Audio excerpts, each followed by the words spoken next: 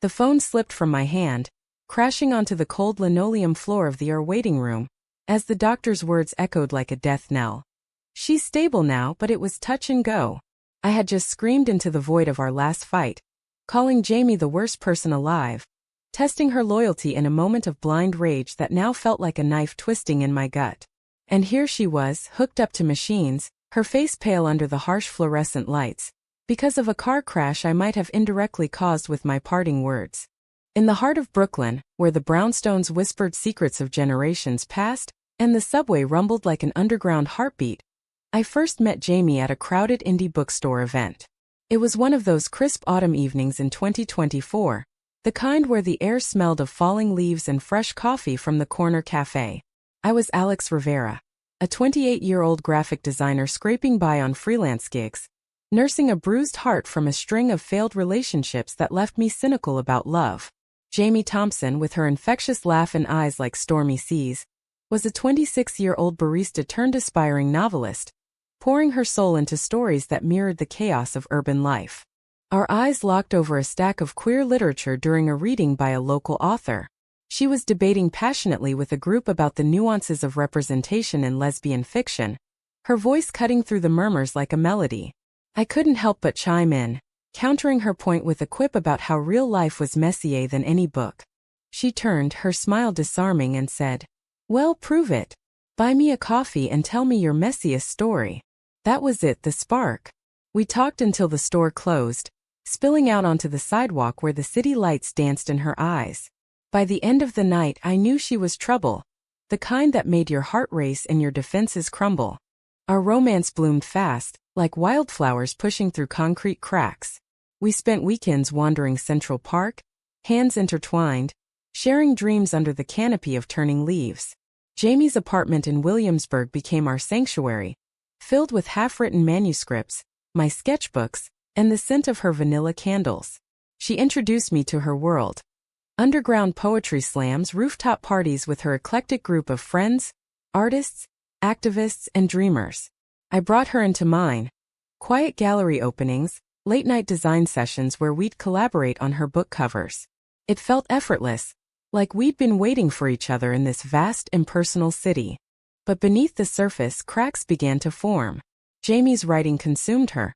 She'd disappear into her laptop for days, emerging only for quick kisses and apologies. I felt sidelined, my insecurities bubbling up from past betrayals. One night, after she'd canceled our plans for the third time to meet a mentor from her writing group, a charismatic woman named Elena, I snapped. "Is this what love looks like to you? Ghosting me for someone who probably just wants in your pants?" My words were sharp, laced with jealousy I couldn't contain. Jamie's face fell, but she fired back. "Alex, not everything is a conspiracy. Trust me or don't, but don't test me like this." That word, test, stuck with me. It became our unspoken game, a way to probe the depths of our commitment. We joke about it at first. Test, would you still love me if I ate the last slice of pizza? But it evolved into something darker. I started pushing boundaries, questioning her late nights, her secretive phone calls. Jamie, ever the peacemaker, would reassure me with soft touches and whispered promises. "You're my anchor, Alex. In this crazy city, you're the one thing that feels real." Yet doubt festered.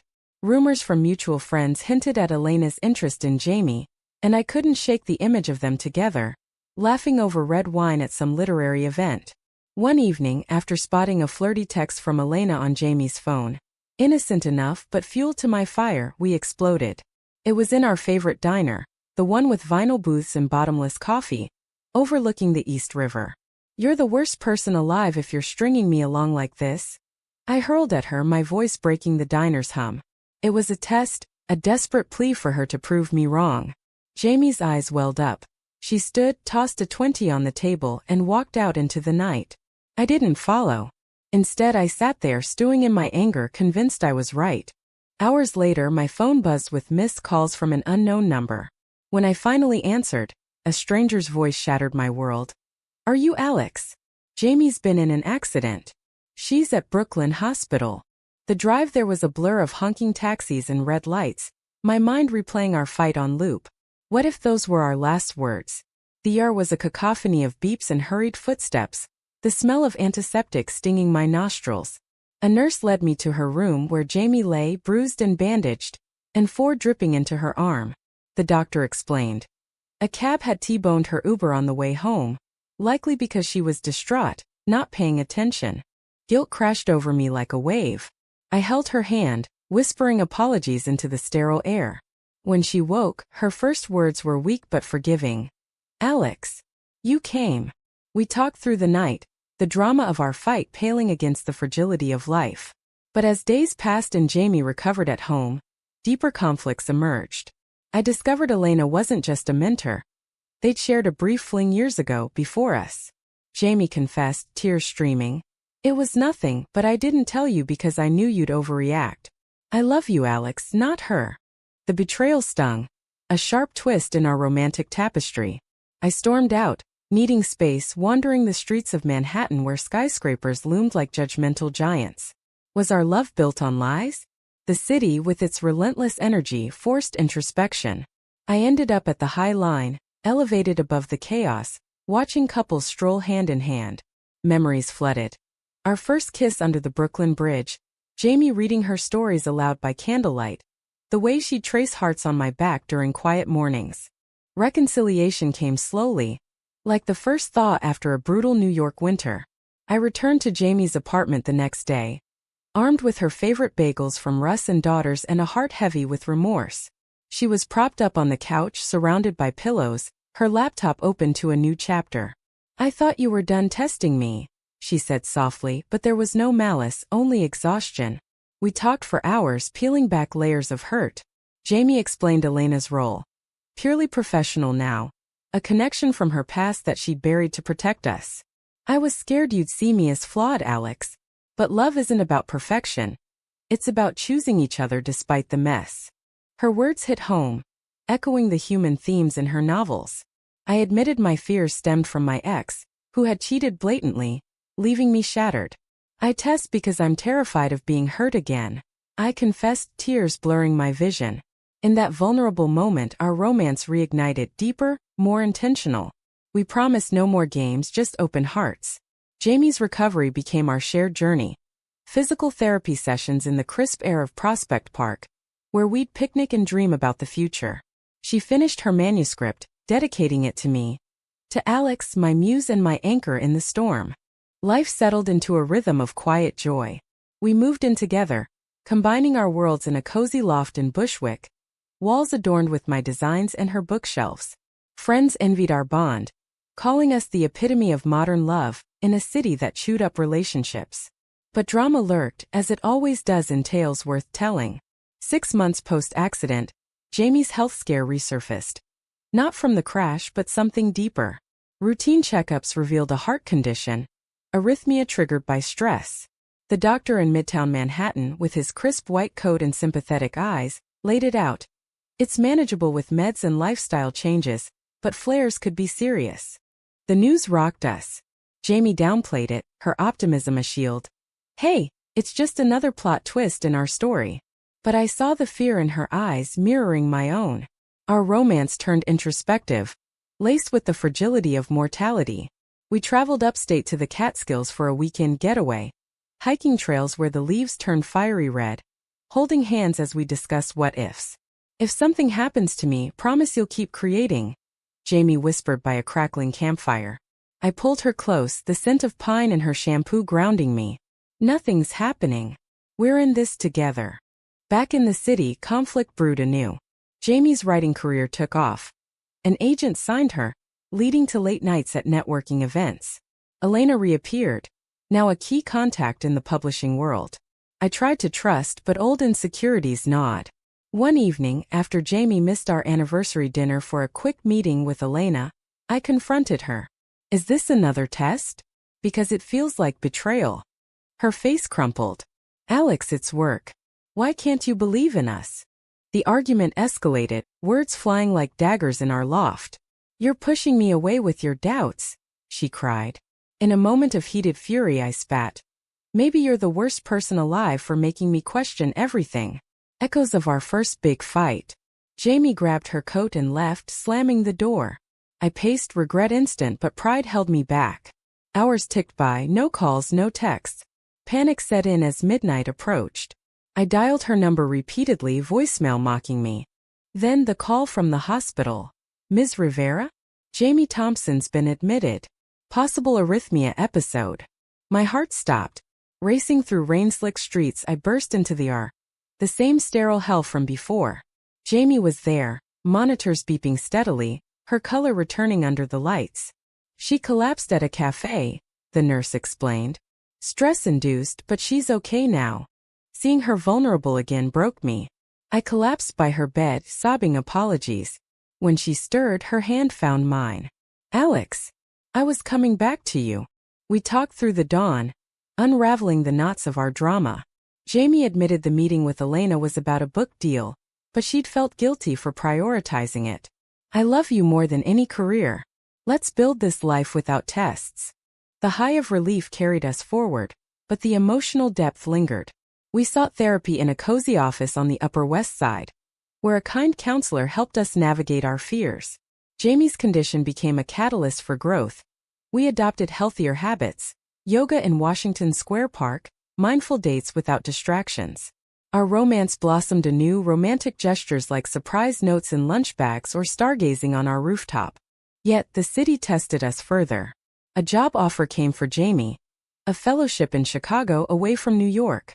It's a dream, but I won't go without you, she said. I hesitated, my career tied to the East Coast. The conflict tore at us, loyalty versus ambition. Nights of debate turned tearful, our human vulnerabilities exposed. In the end, we compromised. I'd freelance remotely, splitting time between cities. But before the move, betrayal struck like lightning. Scrolling through Jamie's email. Yes, I snooped, shame on me. I found messages from Elena, not just professional. Flirty undertones, invitations to catch up privately. My world tilted. Confronting Jamie in our loft, amidst packed boxes, I thrust the phone at her. This? After everything. Her face paled. Alex, it's old emails. Before the accident. I deleted the recent ones because they were nothing, but I should have told you. Doubt clouded her eyes. Was it the full truth? The drama peaked in a storm of accusations. You've been testing my trust all along. I yelled. Jamie broke down. No, I love you. Elena means nothing now. But the seed of betrayal took root. I left for a hotel in Times Square, the neon lights amplifying my isolation. Days blurred into a haze of self-reflection. Walking the high line again, I pondered our story's arc. From meet-cute to this precipice. Friends intervened. My bestie Mia met me at a cafe in Chelsea. Alex loves messy, but Jamie's human. Forgive or let go. Her words echoed the personnel themes we'd built our life on. Meanwhile, Jamie's texts poured in. Please, poems, promises. Reunion came dramatically under the Brooklyn Bridge at dusk where our first kiss happened. She stood there, wind tousling her hair, holding a manuscript, her book revised with our story woven in. Read the dedication, she urged. It said, to Alex, the love that teaches me humanity every day. No more tests, only us. Tears flowed as we embraced, the East River witnessing our renewal. I choose you, I whispered. We forgave, the betrayal a scar that strengthened us. Life post-drama was laced with deeper romance. In Chicago, Jamie's fellowship thrived. I adapted, designing from a cozy apartment overlooking Lake Michigan. The Windy City's brutal winters contrasted New York's bustle, but our love warmed us. We explored Navy Pier, hand in hand, sharing deep conversations about dreams and fears. Jamie's heart condition stabilized with meds and our low-stress life. Regular checkups at Northwestern became routine, reminders of our fragility. But high drama returned when Jamie's book launched. Back in New York for the release party at a trendy Soho venue, Elena showed up uninvited. The tension was palpable, old flames flickering. Elena cornered Jamie, whispering compliments that bordered on seduction. I watched from afar, heart pounding. When Jamie pulled away firmly, saying, I'm with Alex. That's my future. Pride swelled in me. Later, in our hotel room, we laughed about it, our bond unbreakable. The emotional core deepened as Jamie's health dipped again during a stressful book tour. In a Dallas far from home, the monitors beeped ominously. It's a flare, the doctor said. Holding her hand, I realized our love's true test wasn't games or betrayals, but enduring life's curveballs. "You're my everything," I murmured. She squeezed back. "And you're mine." Recovery brought introspection. We returned to Chicago, committing to balance. Jamie scaled back tours, I pursued local gigs. Our romance evolved into something profoundly human. Flawed, resilient, beautiful. Picnics in Grant Park, where tulips bloomed in spring, became our ritual. We discussed literature, art, and the queer community's struggles, our story inspiring others. Yet, conflict simmered subtly. My family, conservative folks from rural Pennsylvania, visited. They'd accepted my sexuality begrudgingly, but meeting Jamie stirred old tensions.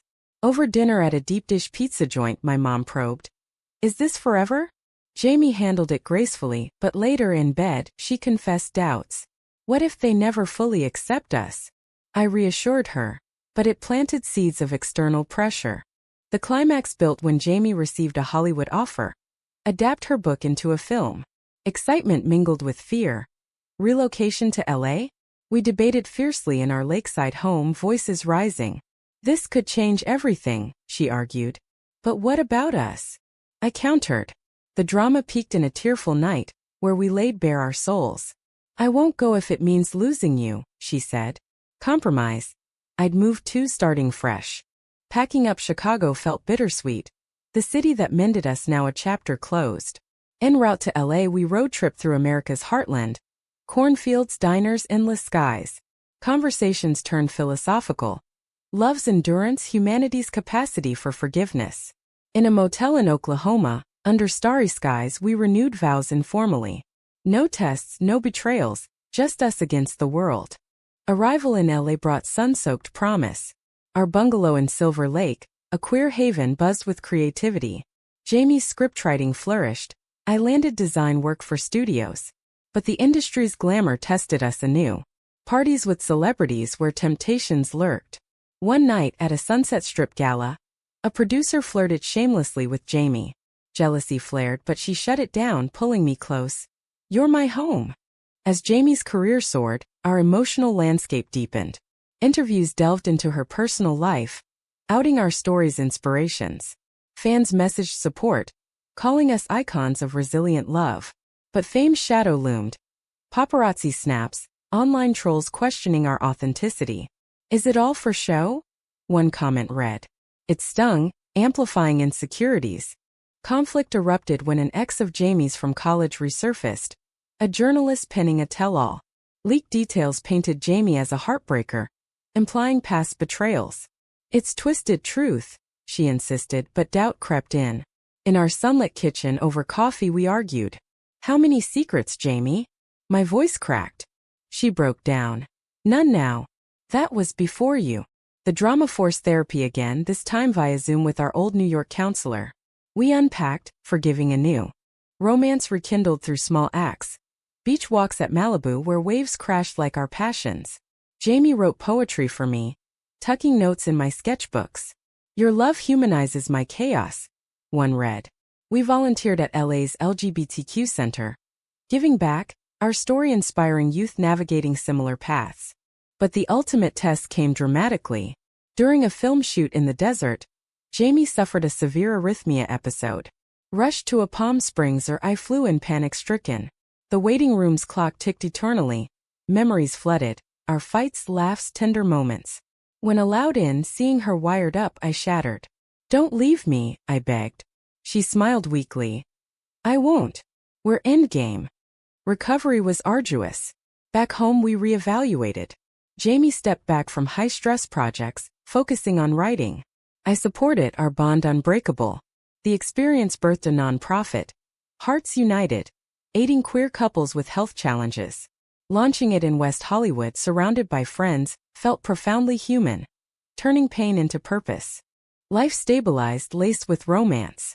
Anniversaries celebrated with helicopter rides over the Hollywood sign, toasting our journey. From our scares to here, Jamie would say. We'd host dinners, sharing stories that emphasized forgiveness, depth. Yet subtle drama persisted. My career hit a slump. Envy of Jamie's success brewed. "Do I hold you back?" I asked one night, stars twinkling above our patio. She pulled me into a dance. You lift me higher. We collaborated on a graphic novel adaptation of her book, merging our talents. As years passed, now 2026, the city's pulse synced with ours. We adopted a rescue dog, Luna, whose playful energy lightened moods. Walks in Griffith Park became therapy, discussing dreams. Jamie's health improved with holistic care. Flares rare. The final conflict arose unexpectedly. A letter from Elena. Congratulations on the book, with a veiled invitation to collaborate. Jamie showed me immediately. Trash it? She asked. Together, we burned it in our fire pit, laughing at closure. Our story's arc felt complete. K-dramatic highs, emotional depths, romantic swells, all woven with humanity. In a quiet moment, overlooking the Pacific, Jamie proposed. A simple ring, sunset glowing. Marry me, Alex. No tests, just forever. Tears of joy. Yes. Planning the wedding in Napa Valley Vineyards brought joy. Friends from New York, Chicago flew in. My family evolved, attended proudly. Vows exchanged under oak trees. Through betrayals and scares, you've taught me love's true essence. Honeymoon in Hawaii sealed our happily ever after? Not quite, life's not fairy tales. But our ending was personnel. Two women, flawed yet fierce, choosing each other daily in America's vast tapestry. One evening, reflecting on our journey, from that bookstore meet to our heartbreaks, I whispered, "You're the best person alive." She laughed. No tests needed. Our love, dramatic and deep, endured. A testament to human resilience. In the glow of our post-wedding life, back in Silver Lake, the rhythm of everyday romance took hold. Mornings started with coffee on the porch, Luna at our feet, as we planned days filled with creativity. Jamie's TV adaptation brought collaborators, but we set boundaries. No late nights without check-ins. My designs gained traction. A solo exhibit in downtown LA celebrating queer narratives. Opening night, Jamie by my side toasting. To us, the ultimate team. But life's drama never fully fades. A health scare from my mom back east pulled me away. Jamie joined, supporting through hospital vigils in Pennsylvania. Family's part of our story, she said. The trip mended old rifts. My parents embracing her fully. Returning, we felt fortified. Emotional layers deepened with adoption talks. At a fertility clinic in Beverly Hills, we explored options, dreams of a family blooming. Challenges arose, medical hurdles for Jamie's condition. But we persevered, humanity shining in vulnerability. Conflict reared when the TV show demanded reshoots in Vancouver, separating us for months. Video calls bridged gaps, but loneliness gnawed. Rumors of on-set flirtations reached me via tabloids. Is it true? I asked tearfully. Jamie flew back. Lies. You're my only. We reaffirmed, the separation strengthening resolve. Reunited, passion reignited, romantic getaways to Big Sur. Where cliffs met sea, mirroring our tumultuous path. We've weathered worse, Jamie murmured, waves crashing below. The show's premiere in Hollywood was a triumph. Walking the red carpet hand in hand, flashes capturing our joy. Interviews praised our authenticity. A real-life love story amid drama. Yet, betrayal's echo lingered in subtle ways. An old friend confessed, planting those rumors, jealous of our bond. Forgiveness came hard, but we chose grace, humanity's core. As 2027 dawned, Jamie's condition stabilized completely. Doctors marveled at her progress. Love's the best medicine, she joked. We welcomed a surrogate pregnancy announcement. Tears of anticipation. Parenthood brought new tests, sleepless nights balancing careers. But in our bungalow filled with laughter and tiny footsteps, we thrived. Sophia's first steps in the backyard, under California's sun, symbolized our journey's hope. Reflecting on it all, from that fateful fight labeling Jamie worst to her breakdowns, we authored a joint memoir. Titled Tests of the Heart. It shared our saga. Drama, emotion, romance, betrayal, humanity. Book tours across America, New York readings, Chicago signings, connected us with readers facing similar struggles. In San Francisco at a Pride event we spoke. Love isn't perfect. It's persistent. Cheers erupted, our story inspiring. Ketuk Nan Van. Not by kitsch but triumphant. Years later, watching Sophia play, Jamie turned to me. Worth every test. I nodded. Absolutely. Our legacy?